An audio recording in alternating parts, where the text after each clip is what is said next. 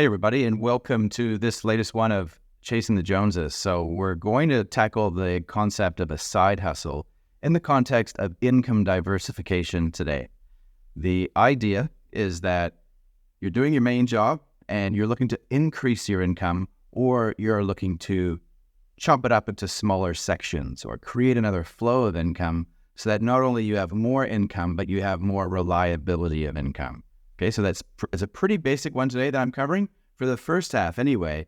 And then for the second half, I'm going to pivot more towards how you might want to think about this increasingly in the new world that we're in now, where we have an additional dimension of Web3 technology-enabled value goodness, and how creating a side hustle in the future might be quite different than it is today. So let's start with the basic stuff first.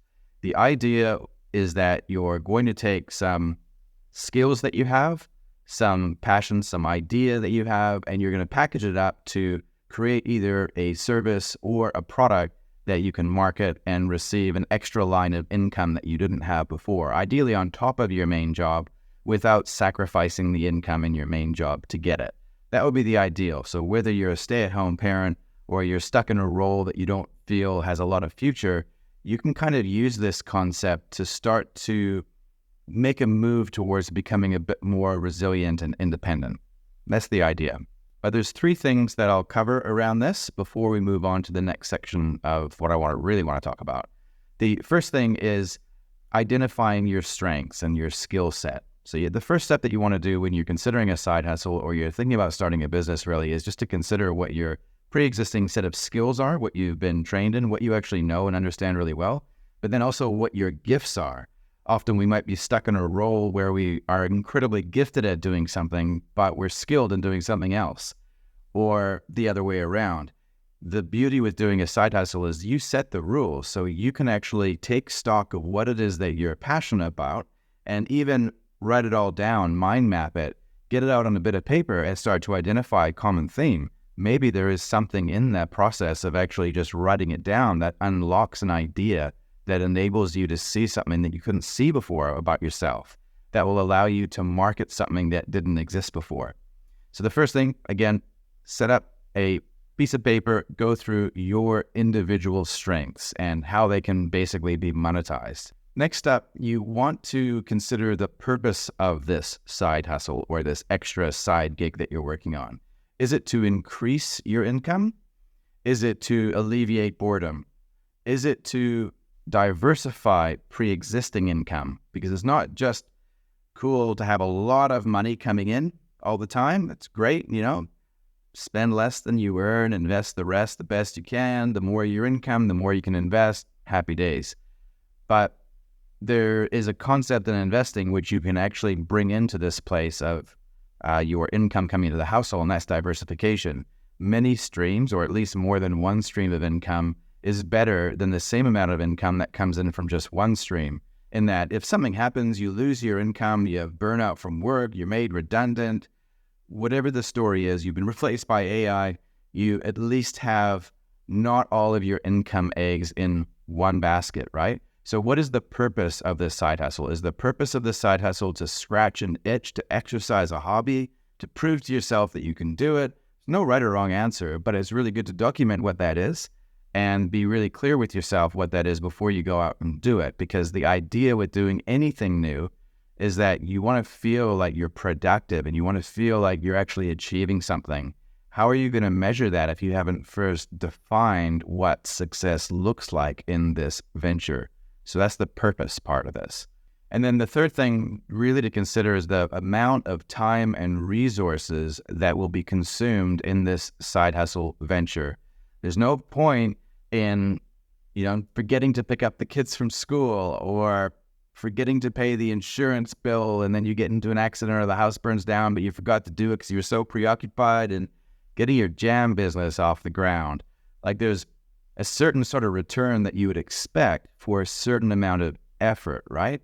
And if you identify what your skills are, you declare what your purpose is, and then you go about trying to allocate resource, whether it's time or money, to this, you want to make sure that you're going to get a return for that. And you really don't want that return to come at the expense of something that's actually already there. For example, taking your eye off the ball at your main job because you're way more passionate about this other venture that you're working on. Well, you're going to miss out on progression in your career, which might be actually what you needed all along. You're going to miss out on the extra income that could bring, and it's probably not that good for your own personal brand if you haven't been able to focus and stick around at a job long enough to even get to the next level. So you really have to be very careful and considered around how much resource you allocate towards this, especially if money comes into it. You want to be doing something which earns you at least as much as what you can get by trading your time in your main job. You want to be doing more work for less income. Sure, it's pretty cool. You've got your own website and maybe some business cards, but if we're really trying to achieve something meaningful in the income department, you have to think about this a little bit more purposefully rather than just try a few things out willy-nilly. So it can be a really, really awesome way to build wealth and to increase your income. I've dealt with a lot of people over the years that have started quite significant businesses by gradually scaling into that business through the side hustle mechanism. In other words, they maybe started doing some contract work outside of their main job, and then that contract work turned into a consulting business where somebody is working in fabrication or building or production of some sort, and they apply that to more of a niche area, and they market those products with success. And then a lot of software stories where people kind of dream up ideas in their main job that don't really have a place in their main job, but then after hours, they play around with tools that they can to basically build apps for free and then sell them on the app store for real money based on skills that they know but aren't valued in what they do during the day. So it's very possible to do well by diversifying your income through this side hustle mechanism. And if you're quite ambitious and you want to get into self-employment, start your own business, then start your own business now. You don't have to incorporate a company. You just need to start working on the very, very basic level of it. Get something to market of some sort and then go from there, basically. If it has legs, you'll see it, and then you'll know what to do to scale that up gradually over time. So that's the basics around setting up a side hustle and income diversification.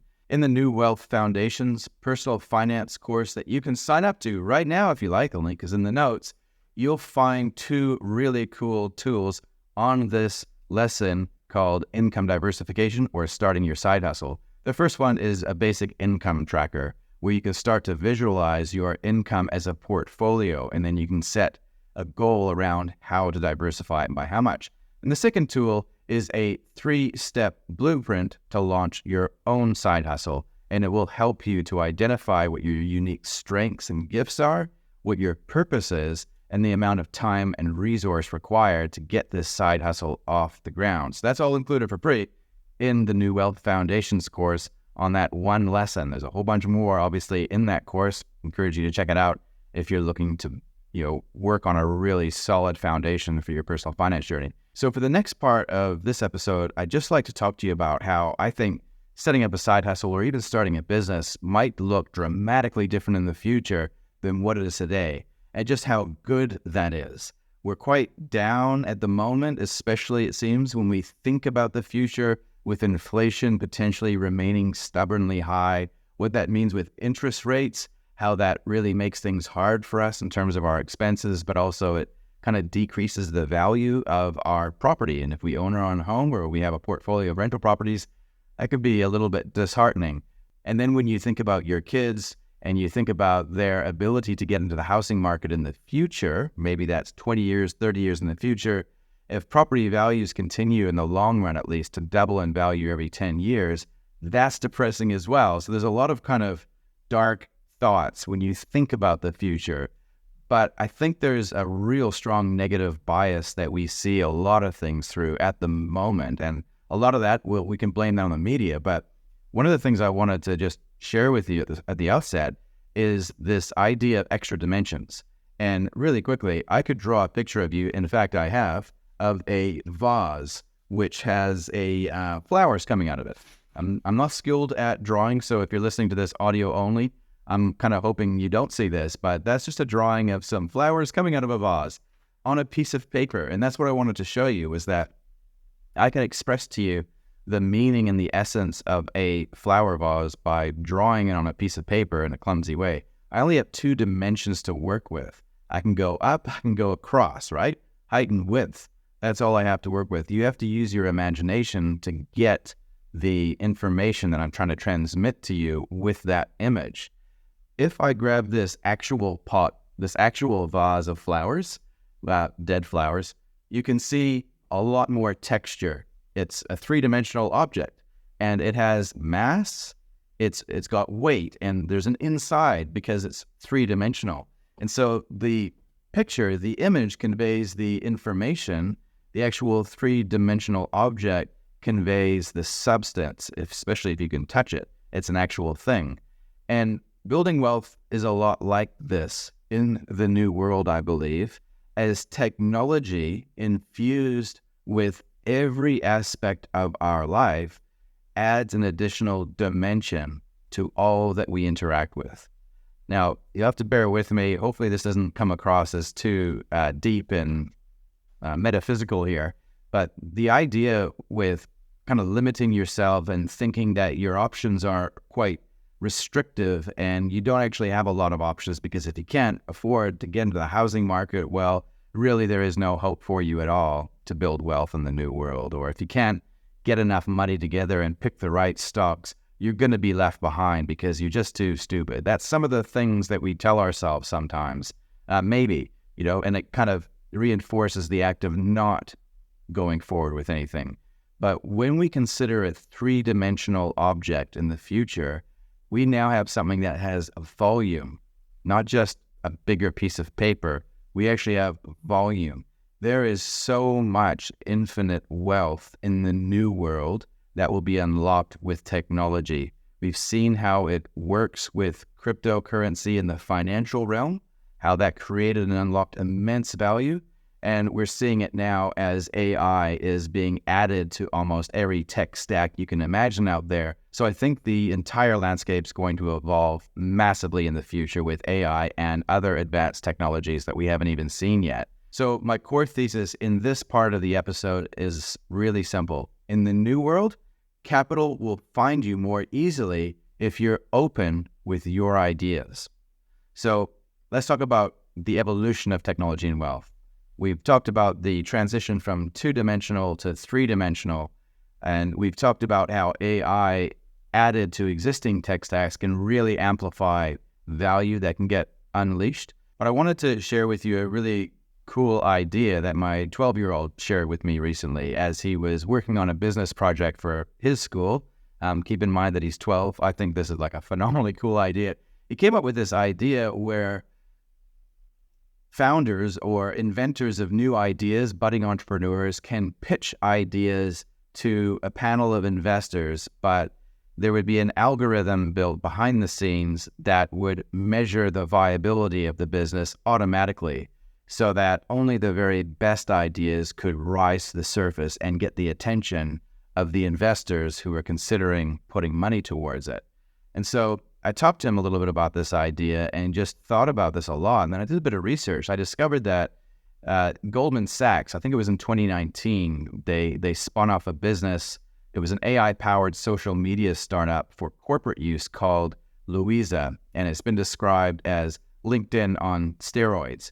And the idea is that this platform, this social media platform primarily for corporate use, would better connect employees inside of Goldman Sachs to connect them to the right people, so that if they were working on initiatives and ideas, they would immediately find other parts of that massive business that was already working on it, so they could collaborate better together. And so it's kind of a similar sort of idea, and it got me thinking just how this could work on a global basis. If you were building a business or a startup idea, even in its very, very infancy, if you were talking about it, writing a blog on it, or even talking about it like right now on a podcast, in the new information age that we are, everything that you say, can, and do will be recorded and used against you or for you in the future. And maybe something like this platform called Louisa, which scours the internet and reads news events and articles and searches for the next big business idea so that it could present it to a team of investors who could then reach out and invest in these ideas. Maybe that is how we build new wealth in the new world when we're an entrepreneur. We just talk about it. We just draft out the idea. Now, in the past, and to a certain extent, I think right now, there's a certain resistance towards sharing your dreams and your ideas too openly, partly because if you're not actually going to execute on it, no one wants to hear your latest and greatest ideas because, hey, let's be honest, ideas are cheap. They're easy. That's the fun part, just coming up with the idea. Actually doing it, well, that's a different story. That's really hard work. You got to be willing to face that rejection and keep going and treat the problems that come to you as not as problems, but opportunity to solve it, usually with technology. And that's how you unlock wealth in the process. But that's hard work. So what I'm actually suggesting, though, is that in the future, it's actually okay to be that guy, to be that girl who just talks about your idea, your latest and greatest idea.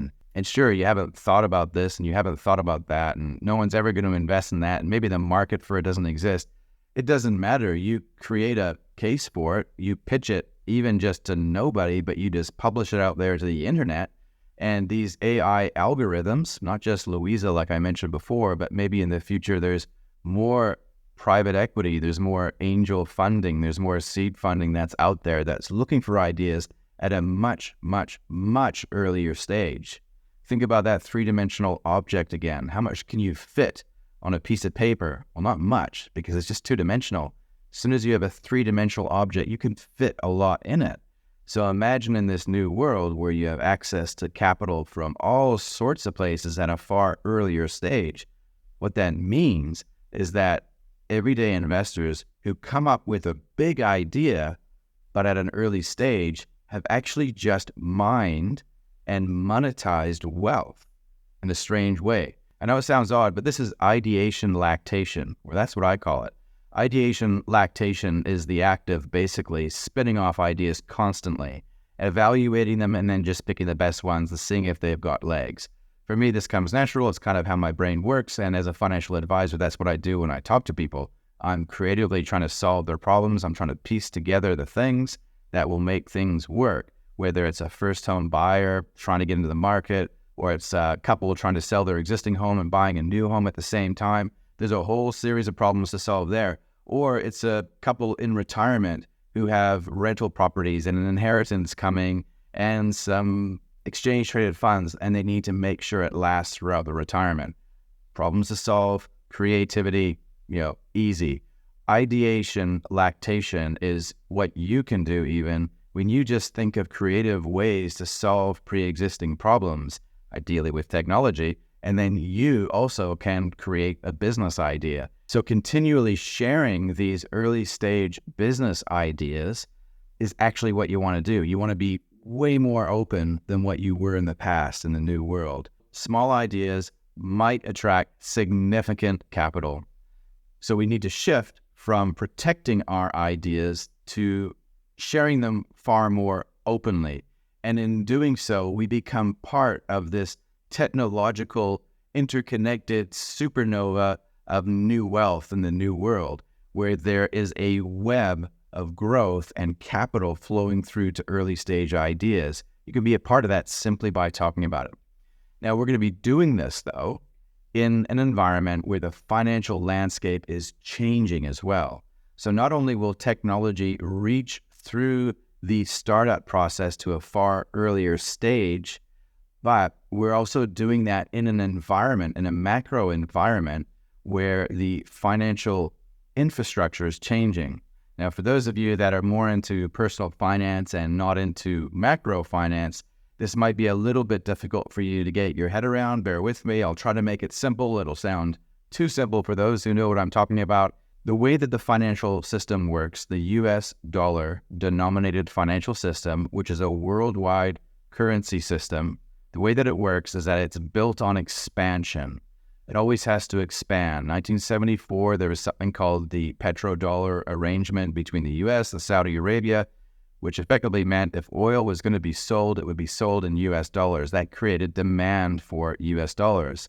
That arrangement, where dollars would be the currency that denominated oil in exchange for some global order and protection, where the U.S. and its military was the global policeman, well, that system is starting to go through a change right now, and that's largely what's happening in the big wide world, is that's being challenged.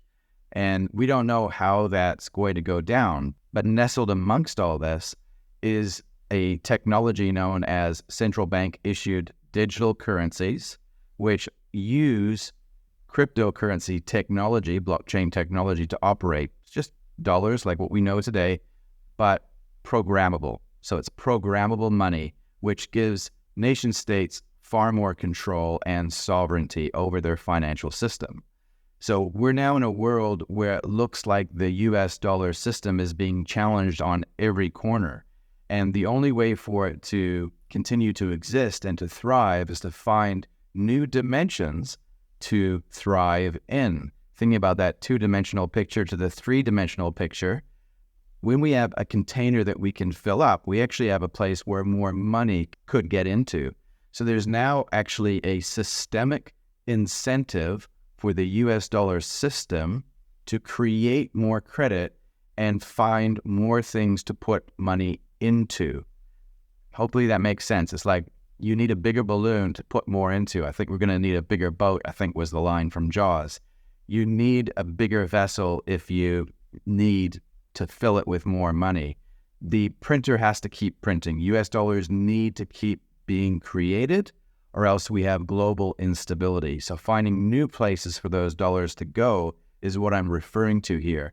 And if there was a central bank issued digital currency that was denominated in US dollars, or it was in the form of stable coins, which is another technology which is denominated or backed or linked to US dollars, then we create another form of demand, and we've digitized and programmed that currency, which makes it far easier for it to find its way into the Web3 world, which is that three-dimensional Internet of Value world that I'm alluding to.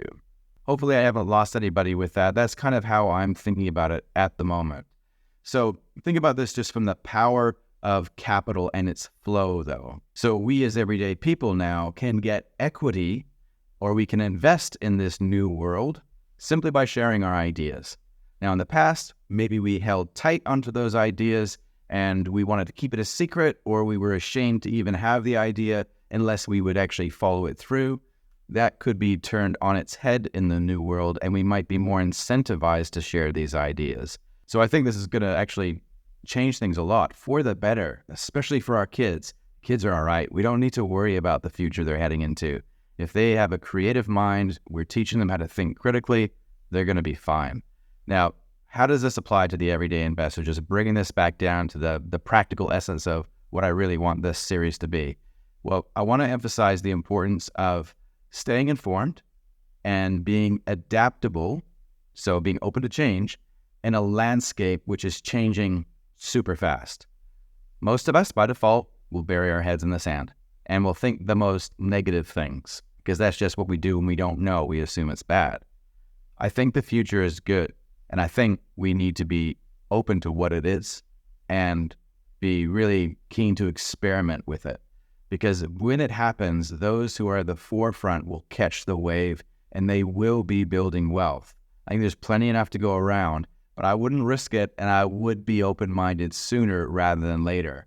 The value of sharing ideas and starting conversations, whether it's through podcasts, starting blogs, just being open about it, posting it on LinkedIn, whatever your idea is, I think that'll actually become quite a valuable exercise, and that type of content generation might be more acceptable in the future. So we'll see where that one goes. Now, I'd encourage you, though, to challenge conventional thinking and explore unconventional avenues of wealth creation.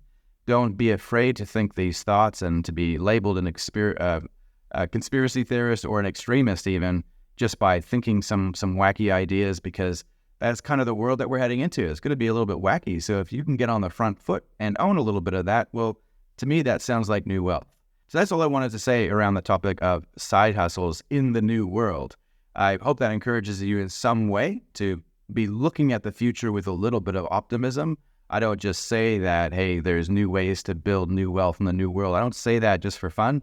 I say that because I genuinely believe in it. And I'm looking at some of these areas of the new frontier with a lot of excitement, knowing that for those that can see it for what it is, they're going to do really, really well out of this. So yeah, the future's looking bright, but it's up to you to actually take advantage of that. But yeah, I hope you enjoyed that one. Now, remember the New Wealth Foundations course. If you want to learn more about setting up your own side hustle and diversifying your own income, as well as all of the other fundamental personal finance principles that you want to get nailed before you really start investing, then check out New Wealth Foundations. The link is in the show notes. For the rest of September, and we haven't got much left, there's a 20% discount available if you sign up using referral code SEPT, S-E-P-T. So check that out. Links in the show notes, and we'll catch you on the next episode.